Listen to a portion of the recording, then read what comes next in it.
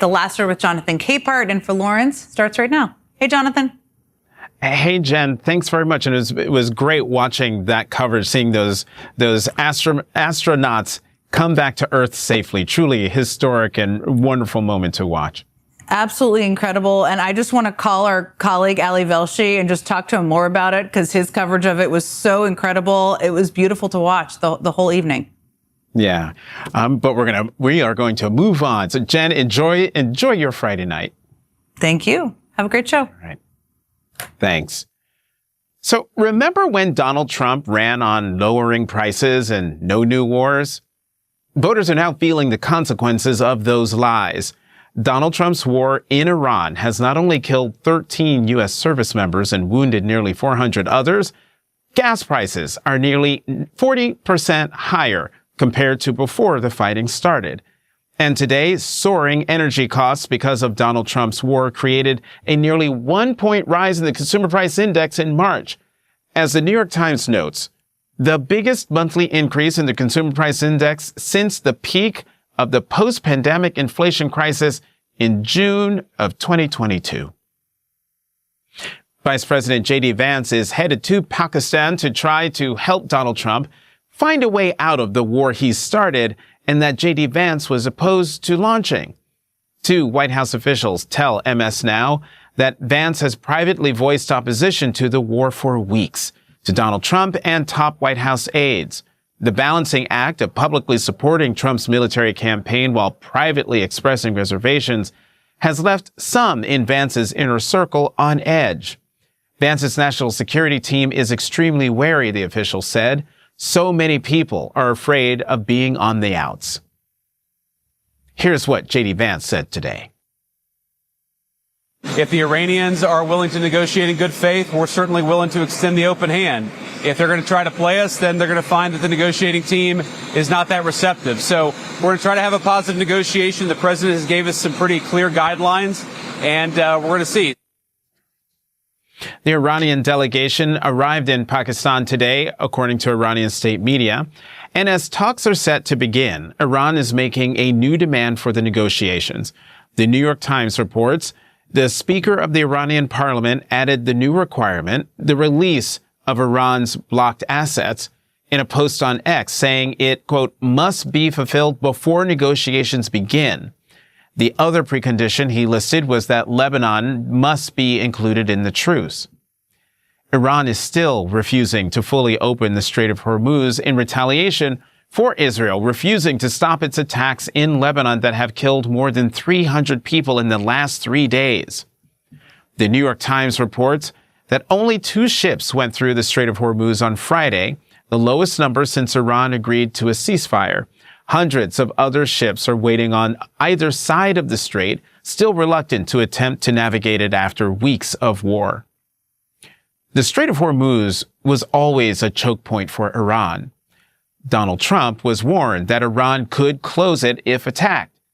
But only Donald Trump was dumb enough to do it. And the New Yorker points out that not only has Iran retained control of the strait, quote, it now asserts the right to charge millions of dollars in tolls to ships that wish to pass, a new status quo sanctioned by Trump that will enrich and entrench the theocratic government he started out the war wanting to topple. Well done, Donald. In a phone interview today, Donald Trump told the New York Post that he's ready to resume attacks on Iran if talks fail. Quote, we have a reset going. We're loading up the ships with the best ammunition, the best weapons ever made, even at a higher level than we use to do a complete decimation. And if we don't have a deal, we will be using them, and we will be using them very effectively.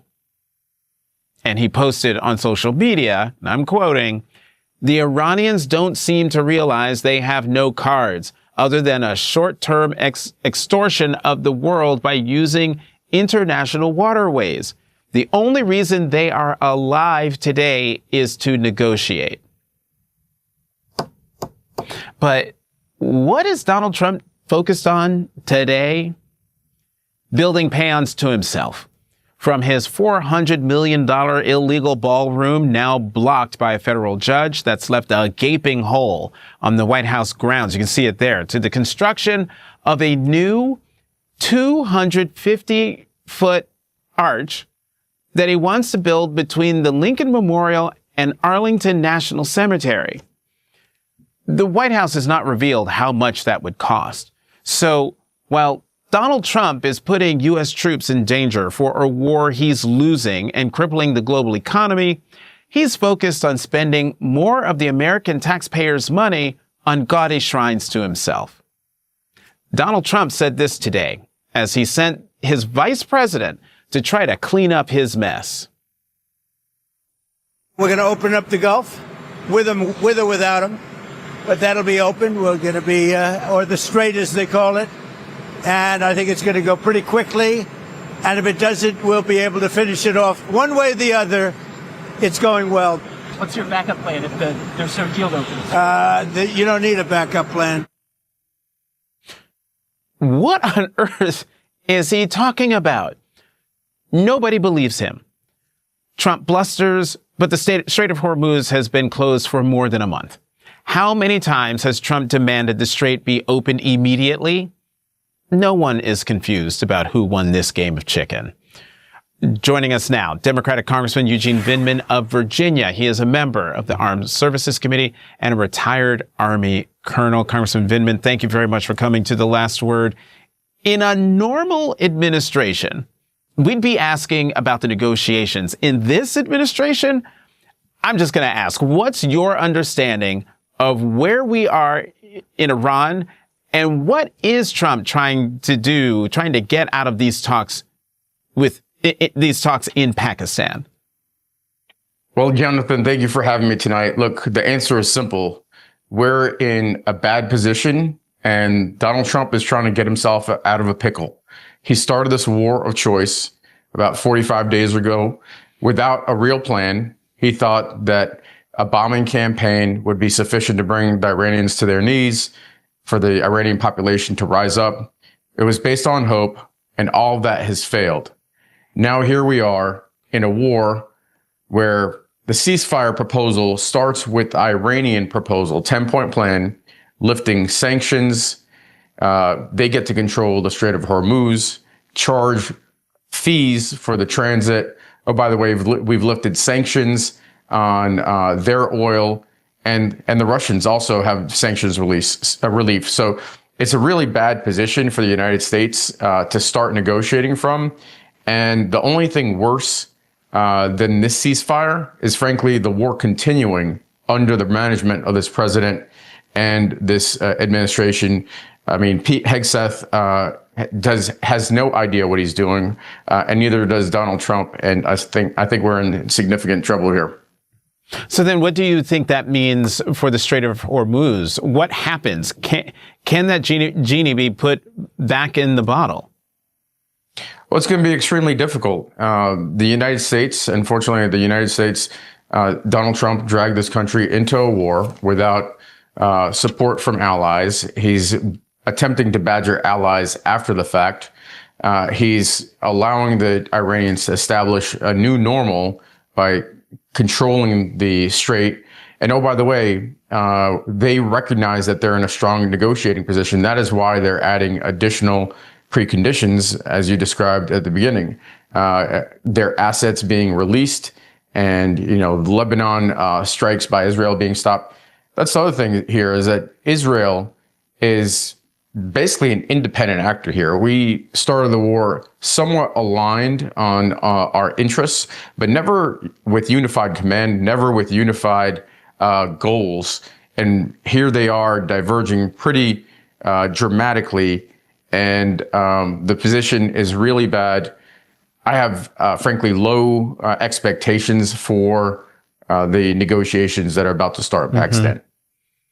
I'll just switch gears a little bit and talk about this arch President Trump is focused on building when his war is costing billions of dollars, and it will change the skyline in your state. Your thoughts on this proposed 250-foot arch? Well, it's wasteful. I mean, first of all, we wasted $50 billion on a war where we could use that money to fund healthcare, to fund education, to fund schools, to fund infrastructure. And Donald Trump is talking about building an arch. You know what? He's currently in Charlottesville, Virginia, at a fundraiser for $1 million a person for MAGA Inc. Well, guess what? Virginia, we have a redistricting referendum, 11 days to go. Early voting has started. A bunch of early voting locations open up tomorrow. And we have an opportunity. If you don't like the war in Iran, vote yes on the referendum. If you don't like paying more for gas, vote yes on the referendum. If you don't like the arch, certainly vote yes on the referendum. This is an opportunity to dump Trump and vote yes on the referendum. Well, I'm glad you brought that up, because I was just about to ask you about the referendum. Clearly, some voters are still uncomfortable with redistricting. A poll that came out showed that 44% said that they would not vote for the redistricting referendum in Virginia. What would you say to them about the choice in this moment? Yeah, it's simple. The president started a redistricting war around the country. He called up his minions in places like Missouri and Texas, where they made backroom deals. Legislators decided to flip them out because the president recognized he could not win this midterm election, given how unpopular his policies are.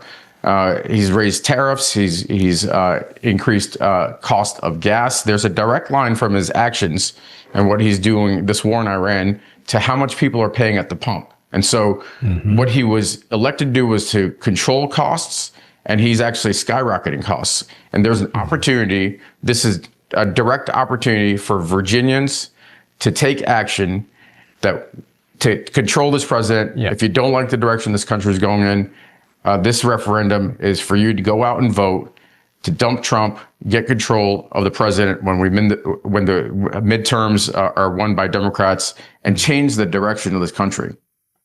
Congressman Eugene Vindman of Virginia, thank you very much for coming to The Last Word. We want to take you back to the Pacific Ocean, where the 4 Artemis II astronauts, Koch, Glover, Hansen, and Wiseman, are now on board the U.S. Navy's USS John P. Murtha.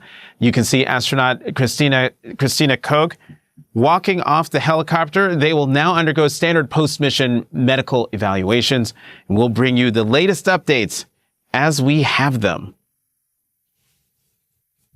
And coming up, have America's allies have they had enough of appeasing Donald Trump? That's next.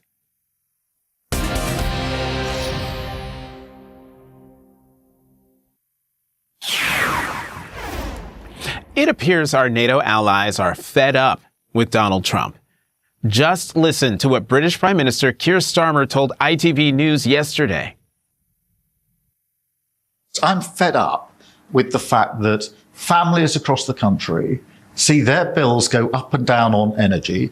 Businesses' bills go up and down on energy because of the actions of Putin or Trump across the world. Prior to Donald Trump, it was unthinkable that the Prime Minister of America's closest ally would liken the actions of the American president to that of an invading dictator. But here we are. That comment by the British Prime Minister came a day after Donald Trump fired off this incoherent, all caps social media post, which I will not read screaming because that's what all caps means. NATO wasn't there when we needed them, and they won't be there if we need them again. Remember Greenland, that big, poorly run piece of ice? The Wall Street Journal is also reporting the White House is considering a plan to punish some members of the NATO alliance that President Trump thinks were unhelpful to the U.S. and Israel during the war. That's according to administration officials. Animosity towards Donald Trump seems to be growing amongst NATO leaders. The New York Times reported on these blunt words from French President Emmanuel Macron last week. Quote, "When we're serious, we don't say every day the opposite of what we said the day before," Mr. Macron told reporters in response to a question about Mr. Trump's threat to continue the war and bomb Iran intensively. And maybe one shouldn't speak every day. Mr. Macron, speaking of Mr. Trump's verbal attacks against NATO, also said, quote, "If you create doubt every day about your commitment, you hollow it out." Serge Shermerman, former New York Times Moscow bureau chief, says that Europe is done appeasing Trump. In an opinion piece for the New York Times, he writes, "It sounded like a grown-up speaking down to an obstreperous child, and that was probably what the French president intended." Mr. Macron is one of the few European leaders who have dealt with Mr. Trump almost from the first day of his first term. His transition from initial deference and feigned friendship to very public rebuke reflects the degree to which respect for the American president has fallen among European leaders and their publics. Mr. Trump's war on Iran, about which NATO allies were not consulted and in which they subsequently declined to participate, has made clear that Europeans no longer defer to Mr. Trump as the de facto leader of the free world. Joining us now, Michael McFaul, who served as the U.S. ambassador to Russia under President Obama. He is an MS Now international affairs analyst. Ambassador McFaul, as always, thank you for coming to The Last Word. Oh, I forgot. He is the author of Autocrats versus Democrats, China, Russia, America, and the New Global Disorder. Apologies, Ambassador. But no apologies needed. Thanks. Let me read more from Serge's reaction to Donald Trump's social media post this week. And I'm quoting here. "At least there was no new talk of leaving NATO for now. The shouty missive elicited no major pushback from foreign leaders. This was Mr. Trump being Mr. Trump. Tedious, repetitive, vulgar. He is still dangerous, and he could still unleash terror on the people of Iran should the ceasefire collapse. But his uppercase blasts, chest-thumping rants, and coarse insults are more likely now to draw a Gaelic shrug." So, Ambassador McFaul, do you agree? Are our European allies done with Donald Trump's antics? Well, they're most certainly fed up. That's a good word that the prime minister used. They're exhausted by it. He's all over the place. One day he wants their help. The next day he says NATO can't do anything. And I think it's important to remember how he started his second term. He started his second term by threatening to invade one of the NATO allies, Denmark, to take Greenland. He started his second term by joking that one of our other allies, Canada, should become the 51st state. Then he imposed tariffs on our allies in a completely irrational way. Then he cut assistance to Ukraine to zero. So our Ukrainian allies have to help the Ukrainians themselves. And then after all that, he went on a war of choice to Iran and was then disappointed that those same people that he did all those things I just described to, I could have described many more insults and real policy implications, that they didn't come to his aid. So of course they're frustrated, but they face a dilemma because they want NATO to endure. They want NATO to exist beyond the Trump presidency. And so in one breath, you see certain leaders talking the way you just quoted them. But then when the General Secretary of NATO was here just a couple days, Mr. Rutte, he spoke in a very different way. He spoke in a kind of appeasement way. Mr. Trump is such a great man. And I think there's a division among European leaders about how to preserve what they have before it completely falls apart. Well, on NATO, is there a scenario where Donald Trump actually tries to withdraw the United States from NATO? I mean, my question is, can he? And if he does, what kind of long-term effect would that have? Well, first of all, before I get to that, I want to make sure everybody understands what a catastrophic mistake that would be for American national interests, for us. Keeping the peace in Europe serves our interests. We don't want to be dragged into World War III there like we were before. It is one of our biggest trading partners. And third, it unites the free world. These are American interests. And the thing that Trump doesn't get about NATO, it's a defensive alliance. I want everybody to go read the treaty. It says an attack on one is an attack on all, not a coalition of the willing to go fight other people's wars.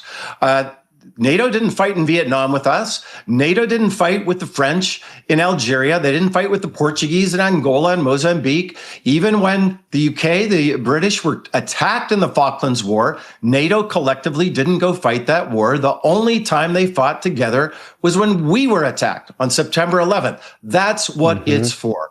Now, to your question, he could try. I mean, there's legalities and there was passed. And ironically, Senator Rubio was one of the sponsors of the legislation to say that presidents should not be allowed to withdraw.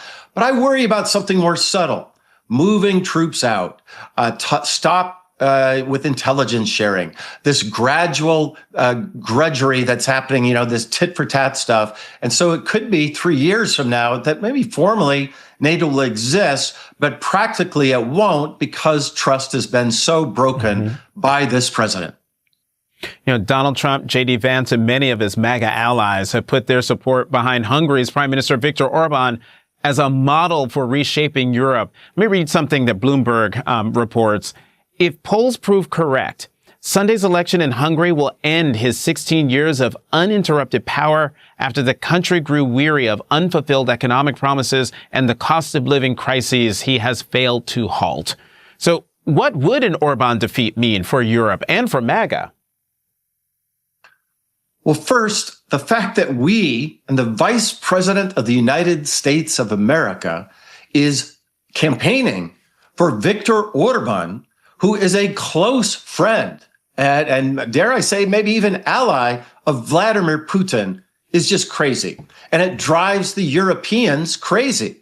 When we do this, is blatant interference in their elections. Now, I don't think it's going to work. I think the polls are pretty clear. But just think about that for a moment. My book's called Autocrats versus Democrats. Most of it was written before President Trump's second term. Some days, the Europeans, and me included, I'm not sure which side President Trump is on in that divide in the world. But if Orban falls, if the opposition leader Magyar wins, this will be democratic renewal in Hungary. It will also lead to a more coherent European Union, and that is good for the world. And I hope President Trump will understand that it's good for America as well. Well, as the saying goes, hope springs eternal. Ambassador Michael McFaul, thank you, as always, for coming to The Last Word. Coming up, Donald Trump may not have to answer to voters, but his Republican House members sure do. Voters in every single congressional district will be able to render a verdict on Trump's record unpopularity, high prices, $4 a gallon gas, and a war of choice in the Middle East. We'll look at how it's going for one Iowa Republican House member whose election is now a toss-up. That's next.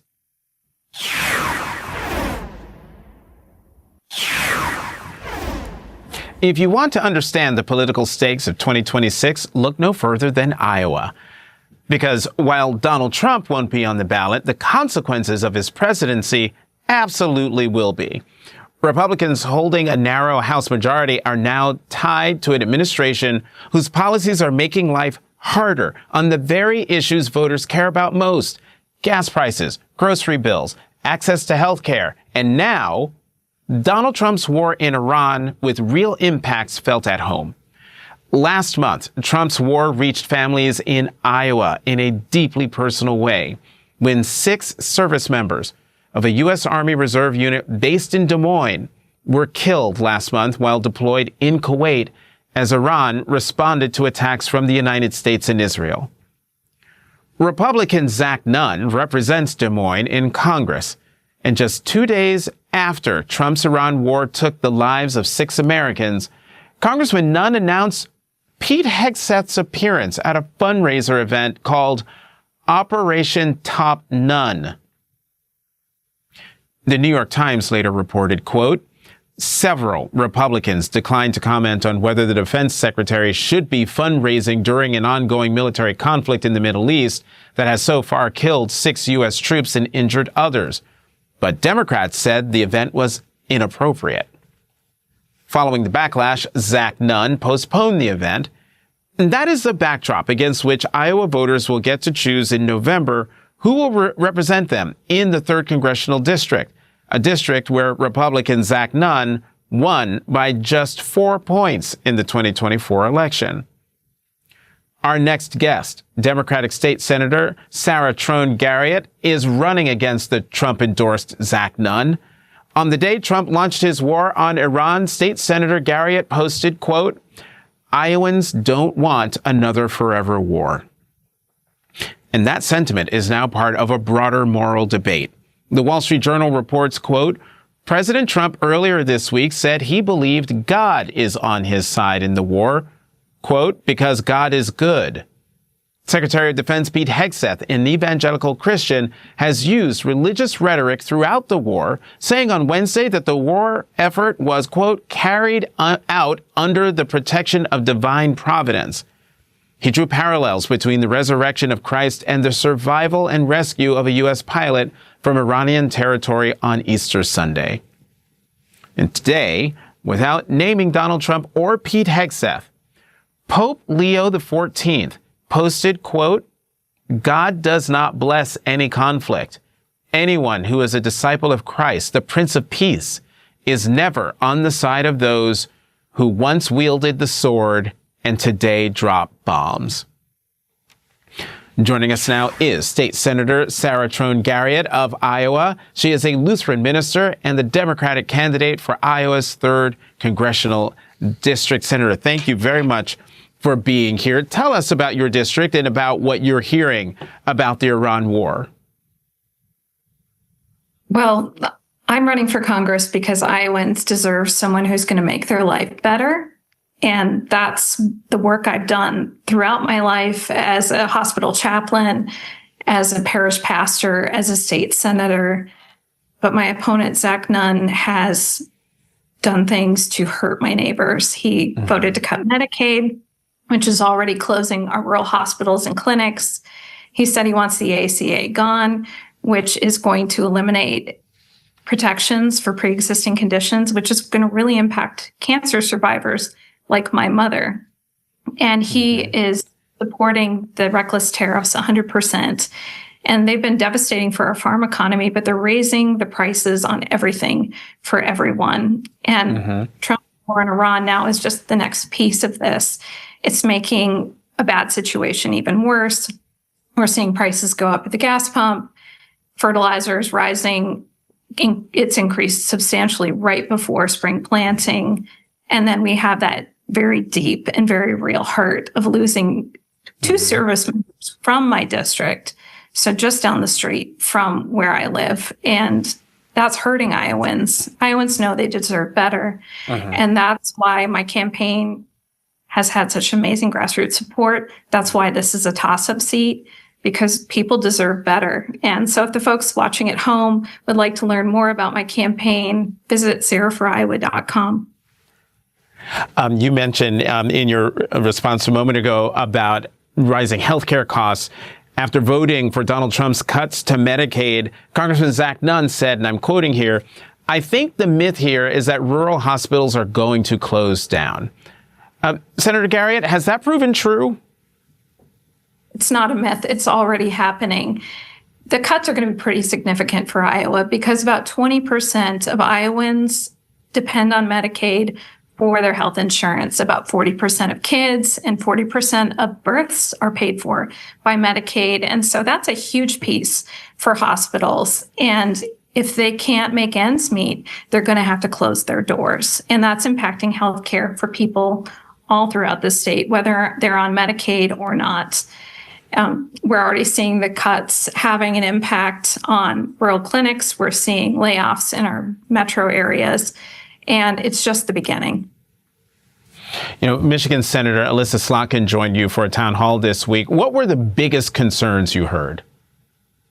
People came to share their stories. You know, Iowans really deserve elected leaders who are going to show up for them and listen. My opponent, Zach Nunn, has never held a town hall in the 4 years that he served. But for me, showing up is a huge part of what I do. As a hospital chaplain, that was the main piece of my work, was being present. As a pastor, I used to take the church directory and go visit everybody in that community where they lived, because that's how you get to know the people and the community. And so town halls for me are a way to show up and give the folks access to their elected leaders. It meant a lot to have Senator Slotkin come to town because we don't have anyone in Washington representing Iowa who's going to do that, who's going to show up for the people. Senator Slotkin knows that the road to flipping the House runs through my district. You are a minister. Trump threatened to wipe out a civilization the day after Easter. Do you sense any uncomfortability among Trump supporters about the president saying that? My faith calls me to love my neighbors, and that is hard to do sometimes, but my faith gives me the courage and the encouragement to do that. And the week before Easter, I went from faith community to faith community here through Holy Week, visiting with people. And I can see the love, the compassion, the kindness that are in the hearts of Iowans, how much they care for their neighbors, how hard they work.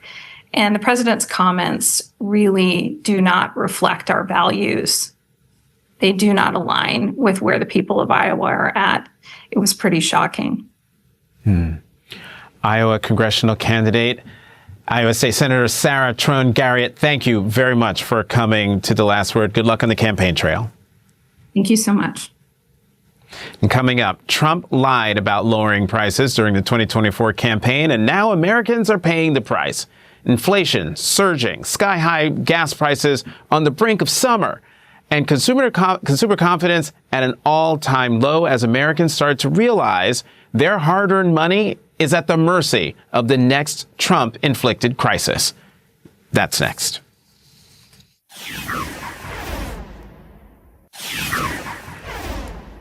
In 2024, Donald Trump didn't just campaign on lowering prices, he promised lower prices. On day one, he said, remember the MAGA yard signs that read Trump lower prices, Harris high prices? That was the lie Donald Trump told over and over again. The truth is, lowering prices is not something a president, any president, can simply will into existence. Fast forward to now. What we're seeing is not a global crisis. It is a self-inflicted one, a Trump-inflicted one, and prices are rising again. The national average for a gallon of regular gasoline is now $4.15. And look at the latest inflation data. The Wall Street Journal reports consumer prices were up 3.3% in March from a year earlier, the Labor Department said Friday, much hotter than February's gain of 2.4%, and energy prices jumped by 12.5%, a dramatic acceleration from 0.5% in February. That is the cost of Trump's war in Iran. And the Trump war comes after a year when Trump's unconstitutional tariffs raised costs across the board for businesses and consumers. These were Trump choices, and I might add, bad ones. CNBC reports U.S. consumer confidence has hit an all-time record low this month, with Americans now expecting inflation to climb to 4.8% over the next year. Yeah, no kidding, as it seems Americans are starting to realize their hard-earned money is at the mercy of the next Trump-inflicted crisis. Joining us now, Rohit Chopra, former director of the Consumer Financial Protection Bureau and former Federal Trade Commission commissioner. Commissioner Chopra, thank you for being here. How much of these high prices are the result of Trump policy decisions? Well, we've seen it over and over again, whether it is the tariffs that were illegal or whether it is these high gas prices, which is one of the highest month-to-month surges in decades. People are really paying the price for it. And it's not just that, Jonathan. We also see the administration turning off enforcement of key consumer protections. Just today, we heard the FDIC is now greenlighting all sorts of new fees on consumers. We see the Federal Trade Commission just ending all of its enforcement when it comes to key things that keep us from paying high prices. So, like you said, there was a campaign to lower prices, and people are seeing the results of that. After the Supreme Court struck down the Trump tariffs, he imposed new ones that were challenged today in the Court of International Trade by a group of small businesses and mostly Democratic attorneys general. First, are the new Trump tariffs in defiance of the Supreme Court ruling? Well, this is what's crazy is that you've had state attorneys general block the illegal tariffs, and then there are new ones using a different section of the law. But here's really what we need to be talking about. Consumers, people who are just trying to make their rent, their mortgage payment, their credit card payment, they want to know, where is their refund? They paid hundreds and sometimes thousands of dollars more because of some of these tariffs. A lot of it got pushed on people who are living paycheck to paycheck, and we're not hearing a thing about when they are going to get their money. So it's good. Look, the state attorneys general, they are holding the line, suing to block many of these illegal actions that are driving prices up. But we also need to get people their money back. The big firms and corporations that have pocketed some of these price increases as profits, that needs to go back to people who are now trying to afford some of the highest gas prices they've seen in ages. Commissioner Rohit Chopra, we're going to have to leave it there. Thanks very much for joining us tonight. And coming up, the latest on the breaking news involving Congressman Eric Swalwell, which has rocked the race for California governor. That's next.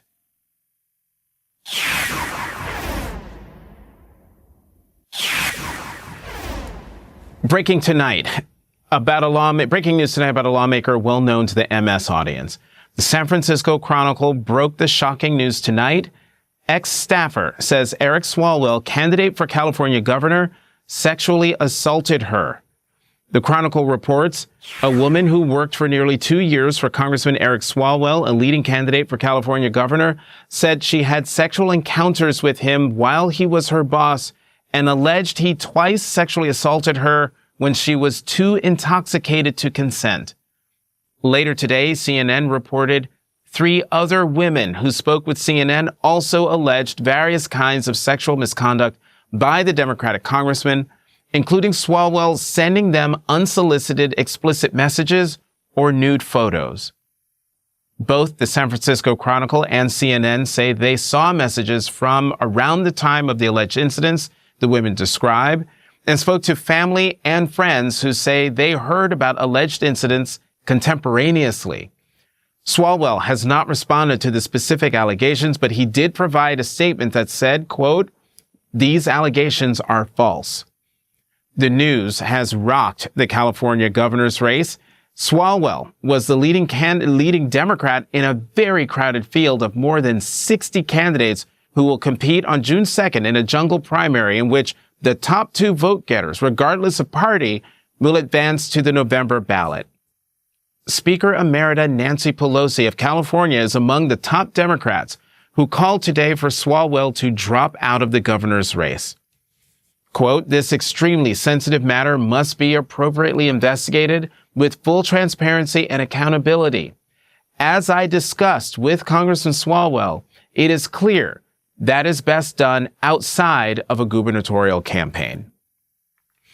Joining us now, Michael Schnell, MS Now congressional reporter. Michael, what's the latest from your reporting on these allegations?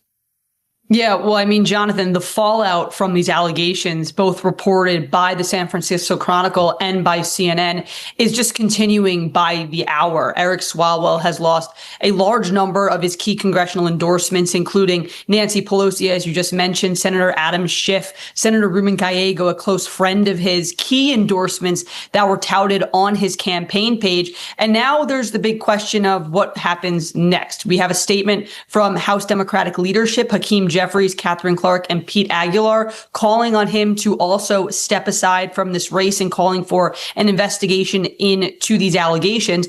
The key question now is, does Eric Swalwell remain? Well, first off, does he follow these calls and step out of the governor's race? And then second off, does he resign from Congress? Because that's what we're hearing from a number of Republicans are saying that he needs to completely remove himself from the body. Notably, we haven't heard that from any Democratic lawmakers yet. And most notably, we haven't heard it from those top 3 Democratic lawmakers yet. As I noted, they said he should step out of the governor's race. They have not yet said that he should resign from Congress, but certainly some of the pressure could increase from the Republican side of the aisle on Eric Swalwell. Just tonight, we're hearing from Congresswoman Lauren Boebert, who says she's going to introduce a motion to censure Swalwell in light of these allegations. And Congresswoman Anna Paulina Luna says she's going to bring a motion to expel Eric Swalwell. Now, we know that would take the inflated 2/3 of Congress for it to come to fruition. The last time it happened was with former Congressman George Santos.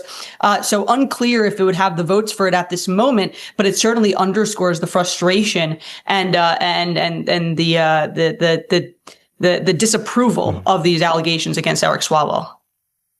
And Michael, Congress comes back from the Easter recess on Monday. So that's the soonest any action, if any action is taken, that you just mentioned against Swalwell could possibly happen.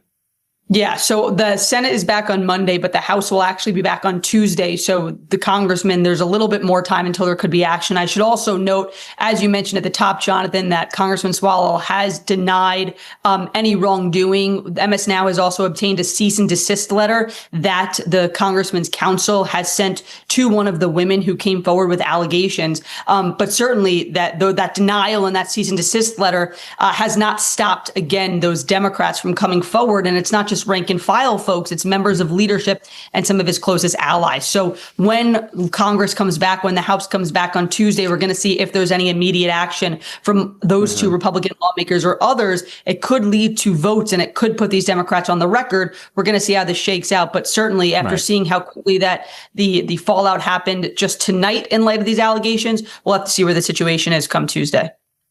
MS Now congressional reporter Michael Snell, thanks for joining us tonight. I'm going to see you bright and early tomorrow morning because we'll be covering the latest on the breaking news regarding the allegations against Congressman Eric Swalwell, as well as the talks in Pakistan tomorrow on the weekend. And we'll have more reporting on First Lady Melania Trump from my co-host Jackie Alamany, plus Congresswoman Summer Lee and former Melania Chief of Staff Stephanie Grisham tomorrow, 7 a.m. Eastern, only on MS Now.